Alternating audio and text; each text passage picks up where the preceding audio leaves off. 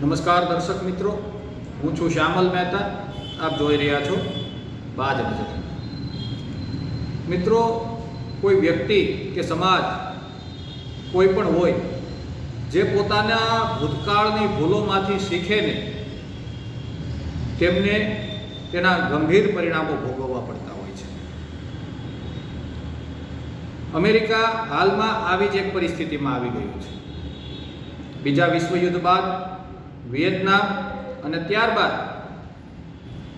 અફઘાનિસ્તાનમાં ખતા ખાધા બાદ પણ અમેરિકાને એ સમજણ ના આવી કે પૂરતો અભ્યાસ કર્યા વગર ક્યારેય યુદ્ધની શરૂઆત ના કરાય.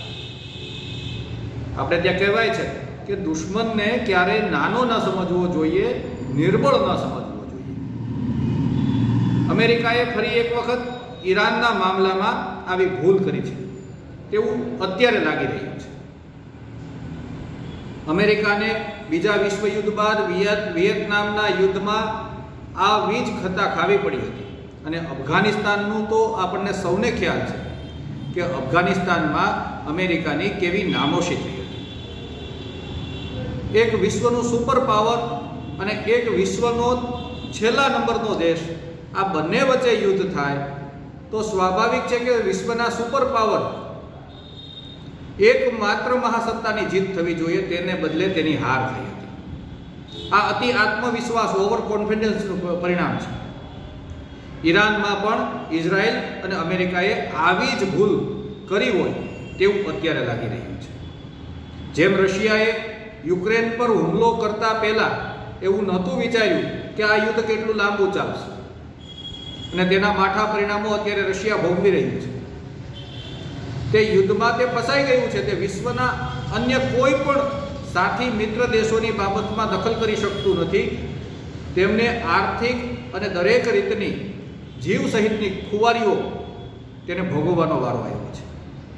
કદાચ અમેરિકાની દશા પણ રશિયા જેવી ઈરાનમાં થાય તેવી સ્થિતિનું ક્રમશઃ નિર્માણ થઈ રહ્યું છે. સાપે છછુંદર ગળ્યો હોય જેમ ગળી ન શકાય ને જેમ બહાર ઓકી ન શકાય તેવી પરિસ્થિતિમાં અમેરિકા ક્રમશઃ ફસાઈ રહ્યું છે. તો તેના વિશે આજે આપણે વાત કરવી છે. અમેરિકા અને ઇઝરાયેલે એવું વિચાર્યું કે ઈરાનની લીડરશિપને ખતમ કરી નાખો તો આ યુદ્ધનો અંત આવી જાય. અને તે ઇન્ટેલિજન્સના ઇનપુટ ઉપર તેમણે ઈરાનના સુપ્રીમ લીડર આયાતોલા અલી ખોમેનીને મોતને ઘાટ ઉતારી દીધા. તે પહેલાં પણ તેમણે તેમના લશ્કરી કમાન્ડરો, તેમના પૂર્વ એક રાષ્ટ્રપતિ, તેમના સંરક્ષણ મંત્રી, ક્રમશઃ ઘણી બધી લીડરશિપને તેણે ખતમ કરી નાખી હતી. તેમનું એવું માનવું હતું કે એકવાર તેમના મુખ્ય લીડર ખતમ થઈ જાય એટલે ઈરાન એ ખતમ થઈ જશે. પરંતુ આ તેની મોટી ભૂલ હતી. કારણ કે ઈરાન આ વાતને જાણતું હતું કે અમેરિકા ગમે ત્યારે ઇઝરાયલ અને અમેરિકા તેમના પર હુમલો કરશે. એટલે તે છેલ્લા 1.5-2 દાયકાથી આ બાબતના યુદ્ધની તૈયારી કરતું હતું કે જો આવું કદાચ થાય, લીડરશિપ ખતમ થઈ જાય તો શું કરવું. કારણ કે મોટા ભાગના દેશોની એક પ્રથા હોય છે, સત્તાનું કેન્દ્રીકરણ હોય છે. તેમના મુખ્ય લીડરને ખતમ કરી નાખો એટલે તે દેશ બરબાદ થઈ જાય. અમેરિકાને આમાં ફાવટ છે. પ્રથમ ઈરાકની અંદર સદ્દામ હુસેનને ખતમ કરી દેવામાં આવતા, તેમને પકડી લેવામાં આવતા ઈરાક આંતરવિગ્રહમાં ફસાઈ ગયું અને બરબાદ થઈ ગયું. લીબિયાની અંદર મુઅમ્મર ગદ્દાફીને પકડી લેવામાં આવ્યા, તેમની હત્યા થઈ જતા લીબિયા બરબાદ થઈ ગઈ. ઇજિપ્તની અંદર હોસ્ની મુબારકને પકડી લેવામાં આવતા, તેમને સત્તા પરથી ઉતારી દેવામાં આવતા, ત્યાં સત્તા પરિવર્તન થઈ ગયું. બાંગ્લાદેશની અંદર પણ શેખ હસીનાને ઉતારી દીધા, પછી ત્યાં અરાજકતા વ્યાપી ગઈ. આવા કોઈ પણ દેશો, સિરિયાની અંદર બશર અલ અસદને હટાવી દેવામાં આવતા, ત્યાં પણ સિરિયાનું પતન થઈ ગયું. એટલે જ્યાં જ્યાં સત્તાનું કેન્દ્રીકરણ છે ત્યાં અમેરિકા ફાવે છે.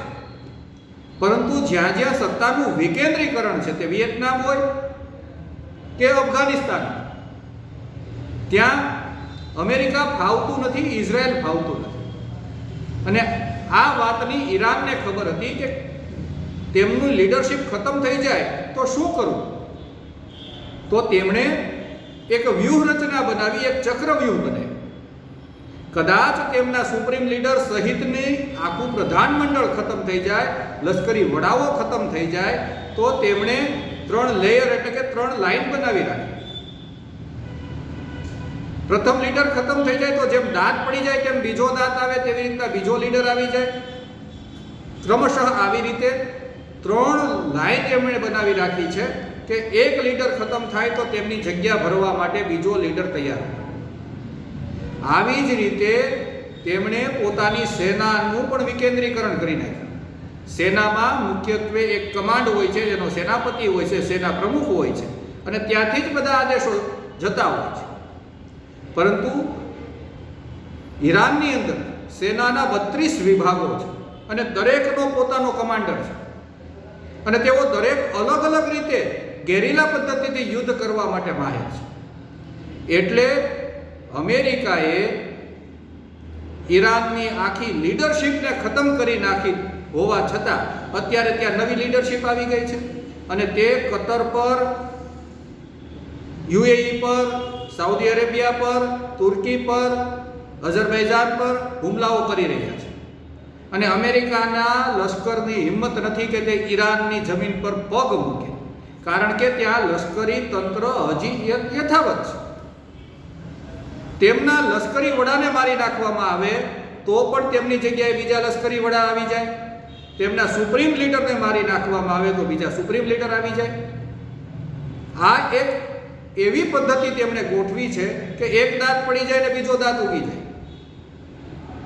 આના કારણે અમેરિકા અને ઇઝરાયલ આ યુદ્ધમાં બરાબરના ચક્રવ્યૂહમાં ફસાઈ ગયા છે. તેમની ગણતરી અહીંયા ઊંધી વળી છે, અને આ યુદ્ધ ખૂબ લાંબુ ચાલે તેવી શક્યતાઓ અત્યારે જોવાઈ રહી છે. બીજી એક વાત, અત્યાર સુધીના જે યુદ્ધો થયા, મિડલ ઈસ્ટમાં થયા, તેઓ તેમાં સફળ થયા. તો તે મિડલ ઈસ્ટના યુદ્ધોની અંદર તેમની સાથે યુરોપ હતો. આ યુદ્ધની અંદર માત્ર અમેરિકા અને ઇઝરાયલ લડી રહ્યા છે. એટલે તેની જે નકારાત્મક અસરો ઇકોનોમી પર થવાની, તેની સીધી અસરો અમેરિકાના અર્થતંત્ર પર પણ થશે અને ઇઝરાયલના અર્થતંત્ર પર પણ થશે.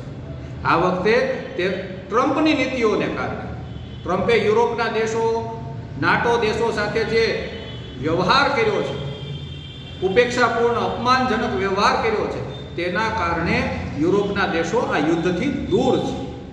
કારણ કે તેઓ યુક્રેનના યુદ્ધમાં ફસાયેલા છે. તેમને ખ્યાલ છે કે હવે પછીનું એક પણ યુદ્ધ તેમને પોસાય તેમ નથી. આવા સંજોગોની અંદર અમેરિકાએ આ યુદ્ધ જાતે લડવાનું છે, અને અફઘાનિસ્તાન અફઘાનિસ્તાનમાં જેવી તેમની દશા થઈ તેવી દશા અહીં થવાની સંભાવના છે. અને આનું પરિણામ તેમને ઘર આંગણે પણ જોવા મળશે, અને ટ્રમ્પનો વિરોધ અમેરિકામાં પણ થશે. આ એક એવા ચક્રવ્યૂહની અંદર અમેરિકા અને ઇઝરાયલ ફસાયા છે. ઇઝરાયલને બહુ નુકસાન નથી, પણ અમેરિકાને ચોક્કસ નુકસાન છે. અમેરિકાના આ પગલાંને કારણે સમગ્ર વિશ્વ એક ઘેરા સંકટની અંદર ફસાતું જોવા મળે છે. હોર્મુઝની ખાડી બંધ થઈ ગઈ છે. આ યુદ્ધ જેટલું લાંબુ ખેંચાશે તેટલું વિશ્વની અંદર ક્રૂડ ઓઇલ અને ગેસના જથ્થાની તંગી ઉત્પન્ન થશે. દરેક દેશમાં મોંઘવારી ફાટી નીકળશે. દરેક દેશનું અર્થતંત્ર દાયકાઓ સુધી પાછળ ધકેલાઈ જવાની શક્યતા છે. અને ઈરાનને સામે પક્ષે કશું જ ગુમાવવાનું નથી, કારણ કે પ્રથમથી જ દાયકાઓથી અમેરિકાએ ઈરાન પર એટલા બધા પ્રતિબંધો મૂકેલા છે કે તેમનો વિશ્વ સાથેનો વ્યવહાર ખૂબ નહિવત છે. ઉપરાંત ઈરાન અત્યારે જે હુમલાઓ કરી રહ્યું છે, યુએઈ પર કરી રહ્યું છે, કતર પર કરી રહ્યું છે, તેમાં તેઓ અમેરિકન બેઝની સાથોસાથ તેલના કૂવાઓને પણ નિશાન બનાવી રહ્યા છે. અને તેમનું જે લશ્કરી ગેરિલા પદ્ધતિથી લશ્કરી યુદ્ધ તેઓ લડી રહ્યા છે, તો તેમને તુરંત હરાવી અને તેમના પર કબજો કરી લેવાનો અત્યારે તો શક્ય લાગતું નથી, કારણ કે ટ્રમ્પ ગમે તેટલી મોટી વાત કરે, પરંતુ ઈરાને કહી દીધું છે કે આ યુદ્ધ અમેરિકાએ શરૂ કર્યું છે, પૂરું અમે કરશું. એટલે ઈરાનની મરજી મુજબ આ યુદ્ધ પૂરું થશે. ઈરાન જ્યાં સુધી ઈચ્છશે નહીં ત્યાં સુધી આ યુદ્ધ પૂરું નહીં થાય, અને તેની માઠી અસર સમગ્ર વિશ્વ પર પડવાની છે, ભારત પર પણ પડવાની છે. અત્યારે ભારતના સંબંધો ઈરાન સાથે સારા છે એટલે થોડી ઘણી રાહત છે, પરંતુ આ યુદ્ધ જેટલું લાંબુ ખેંચાશે તેની ખૂબ જ ઘાતક અસરો સમગ્ર વિશ્વ પર પડવાની છે. અને આ યુદ્ધ અમેરિકા માટે સાપે છછુંદર ગળ્યા જેવી પરિસ્થિતિ થઈ ગઈ છે. ડોનાલ્ડ ટ્રમ્પના વિનાશકાળે વિપરીત બુદ્ધિ જેવું આ યુદ્ધ તેમણે શરૂ કરી દીધું છે. તેમને પોતાને પણ આ યુદ્ધને કારણે તેમને વ્યક્તિગત રીતે અને અમેરિકાને એ જે દેશ તરીકે પારાવાર નુકસાની થવાની છે તે નિશ્ચિત છે. જય હિન્દ, જય ભારત.